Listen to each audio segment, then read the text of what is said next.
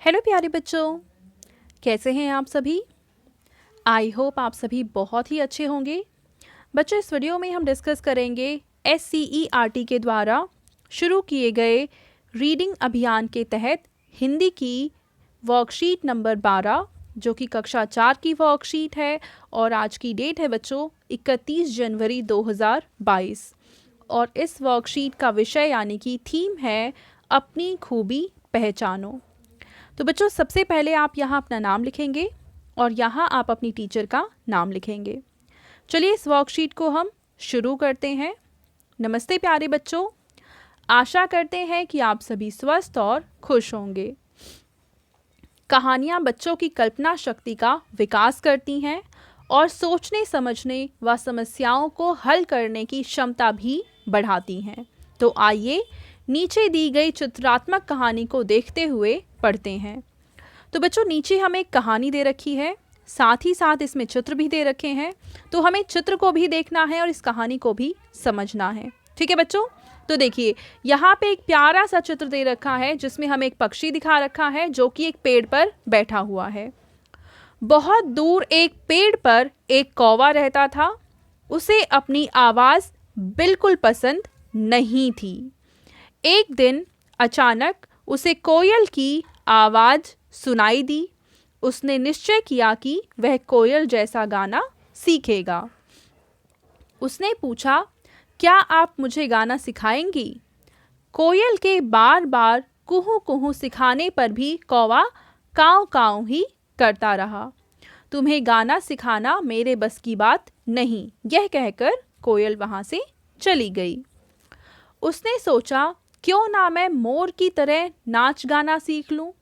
फिर मोर ने अपने पंख फैलाए, पाँव थिरकाए और नाच कर दिखाया, परंतु कौवे से वह भी नहीं हुआ। वह उदास हो गया कि ना तो वह गा सका और ना ही नाच सीख सका। तो इसके बाद क्या होता है, कौवे को लगा कि चलो बढ़िया घोंसला बनाना ही सीख लिया जाए। तो उसने गौरैया यानी एक चिड़िया होती है गौरैया, उसके पास जाकर पूछा कि आप अपने जैसा सुंदर घोंसला मुझे बनाना सिखाएंगी। तो गौरैया ने साफ इनकार कर दिया। उसने कहा, तुम में मेरे जैसा घोंसला बनाने की लगन नहीं है।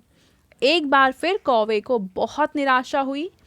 तभी नीचे के घर में उसे थोड़ा सा भोजन दिखाई दिया।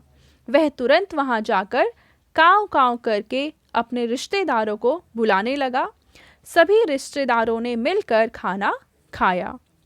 उसने सोचा, क्या हुआ, मैं नाच गा या घोंसला नहीं बना सकता, परंतु मैं अपने परिवार के साथ मिल बांट कर खा सकता हूँ और खुशी खुशी अपने परिवार के साथ रह सकता हूँ और मुझे किसी के जैसा बनने की कोई ज़रूरत नहीं है। तो बच्चों, इस कहानी से हमें ये सीखने को मिलता है कि हम जैसे हैं वैसे अच्छे हैं। हमें दूसरों की नकल नहीं करनी चाहिए और ना ही हमें दूसरों की तरह बनने की कोशिश करनी चाहिए, क्योंकि कुछ अच्छाइयाँ हम में हैं और कुछ अच्छाइयाँ दूसरे में हैं। तो हमें अपनी अच्छाइयों पे ध्यान देना चाहिए और दूसरों की नकल करने की कोशिश में अपनी ज़िंदगी को ख़राब नहीं करना चाहिए। ठीक है, तो ऊपर दी गई कहानी को पढ़ने के बाद आपको इन प्रश्नों के उत्तर लिखने हैं। जैसे कि पहला प्रश्न है कि बच्चों, आपको कहानी कैसी लगी? अच्छी लगी ना? अगर आपको अच्छी लिखी है तो आप लिखेंगे अच्छी लगी। चलिए अब इस कहानी को कोई शीर्षक दीजिए। तो बच्चों, ये जो कहानी है इसका क्या शीर्षक हो सकता है, यानी टाइटल क्या हो सकता है, कहानी का नाम क्या हो सकता है? तो हम इस कहानी का चलिए शीर्षक लिख लेते हैं। तो बच्चों, पहले प्रश्न का आप उत्तर लिखेंगे अपनी खूबी पहचानो, यानी इस कहानी का शीर्षक यानी टाइटल आप लिख सकते हैं कि अपनी खूबी को पहचानो। दूसरा प्रश्न है कि ऐसे 5 पक्षियों के नाम बताइए जो हमें दैनिक जीवन में दिखाई देते हैं। तो बच्चों, आपके घर के आसपास बहुत सारे ऐसे पक्षी होंगे जो आपको दिखाई देते होंगे, जैसे कि कबूतर।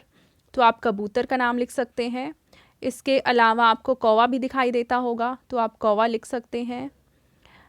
इसके अलावा आपको चिड़िया दिखाई देती होगी, आप वो लिख सकते हैं। ठीक है, और अगर आपको कोयल दिखाई देती है तो आप कोयल का नाम लिख सकते हैं, ठीक है।